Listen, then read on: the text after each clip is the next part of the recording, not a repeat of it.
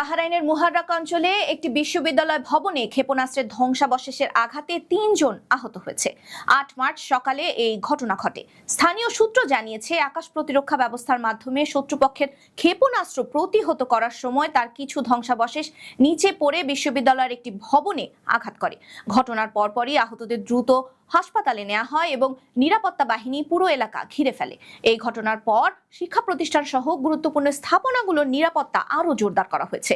এছাড়া ৭ মার্চ গভীর রাতে জুফেইর এলাকায়ও ধ্বংস করা মিসাইলের টুকরো পড়ে একটি বাড়িতে আগুন ধরে যায়, তাতে আশেপাশের কিছু বাড়িতে ক্ষয়ক্ষতির খবর পাওয়া গেছে। অন্যদিকে যুদ্ধ শুরুর পর থেকে বাহরাইন ৯৪টি মিসাইল, ১৬৪টি ড্রোন মোকাবেলা করেছে। এগুলোকে আকাশেই ধ্বংস করা হয়েছে বলে খবর দেওয়া হয়েছে। ইরানি ড্রোন হামলায় বাহরাইনের পানি বিশুদ্ধকরণ প্ল্যান্ট ক্ষতিগ্রস্ত হয়েছে। ড্রোন হামলাটি বেসামরিক অবকাঠামোকে লক্ষ্য করে করা হয়েছে, যা সাধারণ মানুষের নিরাপত্তা নিয়ে নতুন উদ্বেগ তৈরি করেছে। তবে কর্তৃপক্ষ আশ্বস্ত করেছে, এই ঘটনার পরেও দেশটিতে পানির সরবরাহে বড় ধরনের কোনো প্রভাব পড়বে না। কর্তৃপক্ষ জানিয়েছে, যুদ্ধ অবস্থার মধ্যেও কাঁচা বাজারে পণ্যের যোগান পর্যাপ্ত আছে এবং দামে কোনো প্রভাব পড়েনি। আর বাহরাইনের আকাশ সীমা বন্ধ থাকায় গালফ এয়ারের ফ্লাইটও স্থগিত রয়েছে।